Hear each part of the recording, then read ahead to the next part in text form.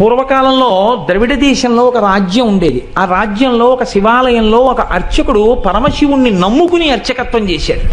అర్చకత్వం అంటే మామూలుగా చేసింది కాదు, ఆయన ఉన్నాడు అని నమ్మి అర్చకత్వం చేశాడు. బ్రహ్మాండమైనటువంటి కరువు వచ్చింది. ఆ ఊళ్ళో ఇంకా ఎవరు బతకలేక ఇంకా ఈ ఊరు విడిచిపెట్టి వెళ్ళిపోతున్నామని చెప్పి వెళ్ళిపోయారు. ఆ వెళ్ళిపోయేటప్పుడు ఒక గమ్మత్తు ఉంటుంది. చాలా తేలికైనవి, అమ్ముకుంటే అన్నం దొరికేవి ఉంటాయో పట్టుకెడతారు, బరువు అయినవి వదిలిపెట్టేస్తారు. మళ్ళీ మంచి రోజులు వస్తే మనం వచ్చేటప్పటికి ఉంటాయి. ఇక మంచి రోజులు రాకపోతే ఈ ఊరికి మనకి బాంధవ్యం తీరిపోయిందని వెళ్ళిపోతారు. వాళ్ళు వెళ్ళేటప్పుడు ఆవుల్ని గేదుల్ని తీసుకెళ్లరు. ఎందుకు తీసుకెళ్లరో తెలుసా అండి? తమ కడుపు నిండడానికే మార్గం లేదు, ఇంకా వాటిని ఏం మేపుతారు. కాబట్టి కరువు వచ్చినప్పుడు ఆవుల్ని గేదుల్ని ఇంకా పోషించలేక ముందు నీరు పోయలేరు, కాబట్టి వాటిని వదిలిపెట్టేసి వెళ్ళిపోతారు. అలా వెళ్ళిపోయారు ఆ ఊళ్ళో వాళ్ళందరూ. ఈ శివాలయంలో అర్చకుడు అన్నారు, నువ్వు కూడా వచ్చేసేయి మాతో అన్నాడు. అంటే ఆయన అన్నాడు, నేను వెళ్ళిపోతే శివుడికి అన్నం ఎవరు పెడతారన్నాడు. ఇది భక్తి అంటే. అందరూ వదిలిపెట్టేశారు ఊరు. ఈయన వదిలిపెట్టేయచ్చు, కానీ ఈయన బతకడం కాదు, ఆ గుళ్ళో శివుడు బతకాలి. అందరినీ బతికించేవాడు అందరినీ ఊరి నుంచి పంపించేస్తున్నాడు, వాడికి దయలేనప్పుడు నేను ఎందుకు ఉండాలనాలి. ఆయన అలా అనలేదు, వాడికి నేను అన్నం పెట్టాలన్నాడు.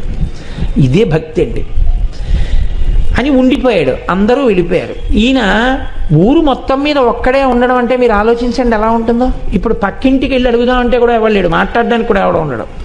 ఎవరున్నారు? శివుడే ఉన్నాడు అంతే, నమ్ముకున్నవాడు. ఆయనకే చెప్తున్నాడు, అందరూ వెళ్ళిపోయారయ్యా, నేను ఒక్కడనే ఉన్నాను, నీకోసమే ఉన్నాను. నేను వెళ్ళిపోతే నీకు ఇంత ముద్దెట్టేవాడు లేడు, ఇంత ముద్దెడదామని ఉన్నాను. నాకు దొరికితే నీకు సగం పెడతాను, నాకు దొరకడం మానేసింది అనుకో, ఇద్దరం పస్తుందాం అని చెప్పాడు. శివుడి మనసు కదిలిపోయింది ఈ భక్తికి. ఇదండి భక్తి అంటే. నేను అందుకే తరచూ ఒక మాట చెప్తా, భక్తి అంటే మనసు విప్పి భగవంతునితో మాట్లాడుట. ఓ స్తోత్రాలు చదివేయడమును ఇలా ఇలా ఇలా ఇలా ఇలా యాక్షన్ 500లు భక్తి అనరు. మనసు విప్పి భగవంతుడితో ఉన్నదున్నట్టు నిలబడి నిజాయితీగా ఉండుట, దానికి భక్తి అని పేరు. నిరంతరానుసంధానము ఈశ్వరుడితో. అది తైలధార పాత్రలోంచి పాత్రలోకి పడ్డట్టు పడుతూనే ఉండాలి. కాబట్టి చూడండి, ఇప్పుడు కదిలింది ఈశ్వరుడి గుండె. ఆయన అన్నాడు, ఒరే నువ్వు అక్కడివి నా కోసం ఉండిపోయావు, ఫోన్లో పంచి నీకు చాలా డబ్బు వచ్చే మార్గం ఒకటి చెప్తాను. నేను ఒక శ్లోకం ఒకటి రాసిస్తాను. ఈ రాజ్యానికి ఉన్నటువంటి ప్రభువు చాలా సాహిత్యమునందు మక్కువ కలిగినటువంటి వాడు.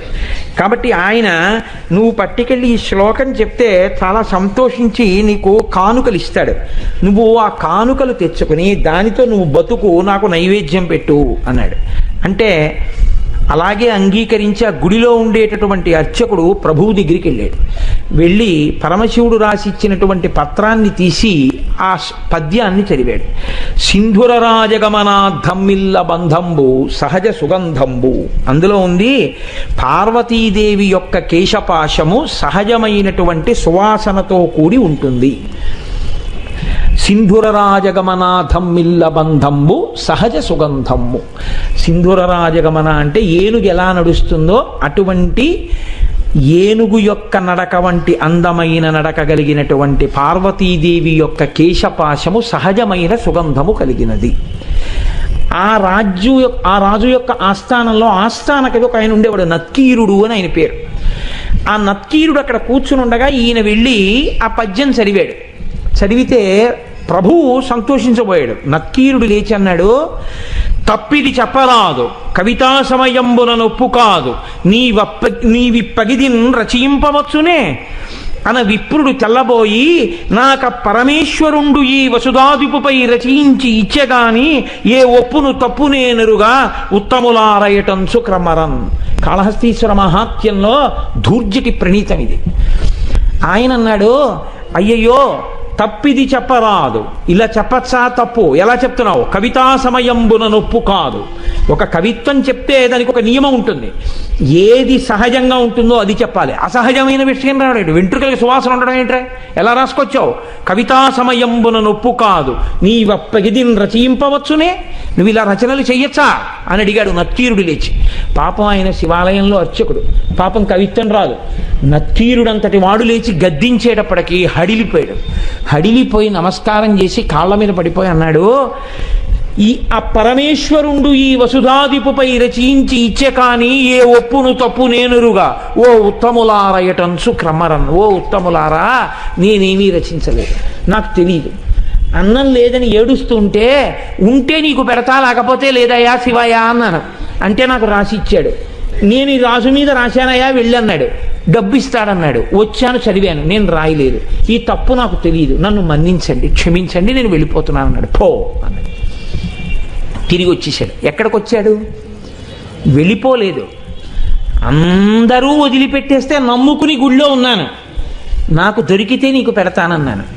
ఫోన్లే, మర్యాద చేయకపోతే పీడాపోయేది. అవమానం చేయించాడు ఇలాంటి పద్యం రాసిచ్చి అని. ఇక గుడికి వెళ్ళడం మానలేదు, మళ్ళీ ఊరెళ్ళాడు. వెళ్ళి చాలా మనసులో కోపం. అమ్మ దెబ్బలాడుతూ సున్నిపిండితోటి నలుగు పెట్టేటప్పుడు ఉండేటటువంటి ప్రక్రియ మీరు ఎప్పుడైనా చూస్తే చాలా గమ్మత్తుగా ఉంటుంది. పిల్లాడు బిక్క మొహం వేసి ఎక్కడ గిల్లేస్తుందో భయం. వాడు ఇలా చేతులు ఇచ్చి ఇలా ఉంటాడు, అమ్మ వంక చూస్తూ. ఆవిడ మొన్న ఫస్ట్ యూనిట్ టెస్ట్లో 7 మార్కులు, రెండో యూనిట్ టెస్ట్లో 8 మార్కులు. అందులో గట్టిగా ఒత్తచ్చు కదా, ఒత్తేస్తూ చెయ్యి పట్టుకుని పైన కింద ఒత్తేస్తూ నిలబడు అని. మీ నాన్నకి పట్టదు, ఎప్పుడు ఉపన్యాసాలు అని ఇలా అంటుంటే తొడల దగ్గరికి వచ్చేటప్పటికి ఏ పిక్క తిప్పేస్తుందో అని వాడు అలాగే బిక్క చచ్చిపోయి ఉంటాడు. అలా ఈయన చేతిలో పాత్ర పట్టుకుని నమస్సోమాయిచ రుద్రాయిచ నమస్తామ్రాయిచ అరుణాయిచ నమశంగాయిచ పశుపతయేచ, గొప్ప పద్యం రాశావు అని పోస్తుంటే శివుడు బిక్క చచ్చిపోయి అలా ఉండి అభిషేకం చేయించుకుని, నువ్వు పెట్టకపోయినా నేను పెట్టాలిగా, ఇంత తిను. ఓం ప్రాణాయి స్వాహ, ఓం అపానాయి స్వాహ, ఓం యానాయి స్వాహ అంటుంటే ఆయన లేచి అన్నాడు, ఎందుకయ్యా అంత కోపం, ఏమైంది అక్కడ అన్నాడు. ఏమి తెలియని వాళ్ళే అడక్కు, సర్వజ్ఞుడివి, నీకు తెలియంది ఏం లేదు. ఎంత గొప్ప పద్యం రాశావు. మీ ఆవిడ వెంట్రుకలకి సహజ సువాసన. నక్కీరుడు నిలదీశాడు. ఏమిటి కవిత్వం అని అడిగాడు. కవితా సమయంబున నొప్పు కాదు, నువ్విప్పగిజిన్ రచయింపవచ్చునే అని అడిగాడు. సిగ్గుచేటై తిరిగి వచ్చానన్నాడు. అనేటప్పటికీ శివుడు అన్నాడు, వాడేవాడు. ఈశాన సర్వ విద్యానాం ఈశ్వర సర్వభూతానాం బ్రహ్మాధిపతిర్బ్రహ్మ శివోమే అస్తు సదాశివోం. సమస్త విద్యలకు అధినాథుణ్ణి నేను ఇంతపాటి లేశమైన కవిత్వం ఇస్తే పలుకుతున్నాడు నత్తీరుడు. నేను రాసినటువంటి కవిత్వంలో తప్పు పట్టగలిగిన మొనగాడా నేనే పెడతానన్నాడు. ఒక బ్రాహ్మణుడి వేషం వేసుకున్నాడు, తలపాగా చుట్టుకున్నాడు, రాజుగారి సభలోకి వెళ్ళాడు. వెళ్ళేటప్పటికి అందరూ అబ్బో చాలా వర్చస్సుతో ఉన్నాడు. లేచి నిలబడ్డాడు. నిలబడేటప్పటికి ఇంకా ఎవరిని ఏమీ అడగలేదు, చాలా కోపంతో ఉన్నాడు. ఈ రాజుని మీదనే కవిత సాహిత్య స్ఫురన్మాధురీ చారు ప్రౌఢిమ చెప్పి పంప విని మాత్సర్యంబు పాటించి ఈ నత్తీరుండూరక తప్పు పట్టెనట. ఏది లక్షణమో అలంకారమో పదబంధమో రసమో చక్కని చెప్పుడా తప్పనన్. శివుడు నిలదీశాడు. ఎరా, నేను ఈ రాజన్యుని మీదనే కవిత సాహిత్య స్ఫురన్మాధురీ చెప్పి పంప అద్భుతమైనటువంటి పద్యం ఒకటి నేను రాసి పంపించాను. ఈ నత్తీరుండు మాత్సర్యంబు పాటించి ఊరక తప్పు పట్టానట. అవతలవాడు పద్యం రాయడం ఏమిటి, నేను మెచ్చుకోవడం ఏమిటని కేవలం అసూయతో నత్తీరుడు తప్పట్టుకున్నాడు పద్యంలో. ఏది పద్యంలో తప్పెక్కడుంది చెప్పమనండి. లక్షణమో, ఏం పద్యంలో లక్షణంలో తప్పుందా? అలంకారమో, అలంకారం తప్ప. పదబంధమో, పదములు బంధం వేయడం తప్పొచ్చిందా? రసమో, రసభంగం అయిందా? చక్కని చెప్పుడా తప్పనం, ఏది తప్పు చెప్పు అన్నాడు. రాజు తెల్లబోయి ఈ కూడా ఎప్పుడు ఎప్పుడు అయిపోయింది, ఇప్పుడు గమాలను ఈయనెవరో వచ్చాడు అని. ఆయన వెళ్ళిపోయాడు కదా అర్చకుడు, ఈయనెవరో వచ్చాడు. ఓహో, కవిత్వం రాసిన వాడు ఈయనేమో. శివుడు అన్నాడే, మరి ఈయనేమిటి ఇలా ఉన్నాడు అనుకున్నాడు. ఈలోగా నత్తీరుడు గభాలను లేచాడు. తన పేరు కదా ఎత్తాడు, అందుకని నత్తీరుడు లేచాడు. అన్నాడు, అగజకునైనం తగు ఇలా మగువులకు తగదు మాను మాత్సర్యమింకన్ గగన ప్రసూనవాదము జగతిన్ ప్రత్యక్షమునకు సరియన తగునే. ఏమిటా నువ్వు మాట్లాడేది? కవిత్వం రాశావా? పద్యం రాసి పంపించావా? అగజకునైనం తగు, కొండకు పుట్టినటువంటి తల్లి కాబట్టి ఎత్తి పొడిచాడు. కొండల ఆవిడ పార్వతీదేవి కాబట్టి ఏమో ఆవిడ వెంట్రుకలకి సువాసన ఉందేమో. ఇలా మగువులకు తగదు, భూమి మీద ఏ ఆడదాని జుత్తు సువాసనతో ఉండదు. గగన ప్రసూనవాదము, ఆకాశంలో పువ్వు ఉందంటే ఎవడైనా నమ్ముతాడు? కనబడుతుందా ఎవరికైనా? ఎవడైనా అనుభవించింది ఉంటే చెప్పు, మేమెవరం చూడలేదు వాసన. నువ్వేదో రాసి పార్వతీదేవి కేశపాశం అంతా చాలా సహజ సుగంధంగా ఉంటుంది అంటే ఎలా ఒప్పుకుంటాం? ఇది ప్రత్యక్షమునకు సరియనతగునే మా కంటితో చూసింది అని సత్యమని మేము అంగీకరిస్తామా? అంగీకరించాం. ఏమిటి తప్ప అని 10 మాటలు అడుగుతాయంటే అందుకని తప్పే అన్నాడు. అనేటప్పటికీ శంకరుడు అన్నాడు, పార్వతీదేవి కేశపాశమునకు సహజ సుగంధముందో లేదో చెప్పగలిగిన వాడు ఎవరు? ఒక్క శంకరుడు. నేను చూస్తాను కాబట్టి ఆ కేశపాశం యొక్క వాసన, కాబట్టి నేనే రాసింది, నేను చూసిన వాడిని. నేను చూసి సహజ సుగంధం ఉందని చెప్పినా నువ్వు నమ్మవా? నేను శివుణ్ణి అని చెప్పడం కోసం ఒక్క నత్తీరుడికి కనపడేటట్టుగా నీలగ్రీవుండు నిటల నేత్రము చూపాను. నీలగ్రీవుడు నల్లని కంఠమున్నవాడు, హాలాహలాన్ని భక్షించినవాడు, అంత ఓర్పున్నవాడు, లోకములను రక్షించగలిగినవాడు.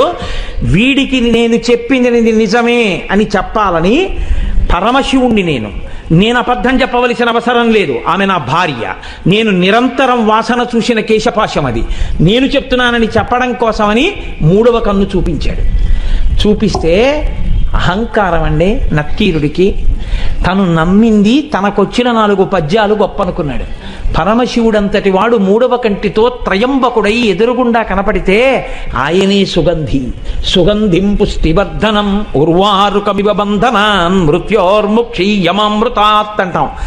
ఒక్కసారి మహాదేవుడి కాళ్ళ మీద పడితే ఏ స్థితిని పొంది ఉండేవాడో ఆయన అన్నాడు, తల చుట్టువార కన్నులు కలిగిన పద్యంబు తప్పు కాదనవశమే, వలదిచ్చట నీ మాయా విలసనములు పనికిరావు విడువమటన్నాను. 3వ కన్ను కాదు, నీ తల చుట్టూ కళ్ళు చూపించినా నువ్వు చెప్పిన పద్యం తప్పే. అహంకారం చూడండి ఎలా ఉంటుందో. అన్ని విద్యలకు ఆలవాలమైనటువంటి శంకరుడే వచ్చి చెప్తే ఎందుకు వచ్చిందిరా?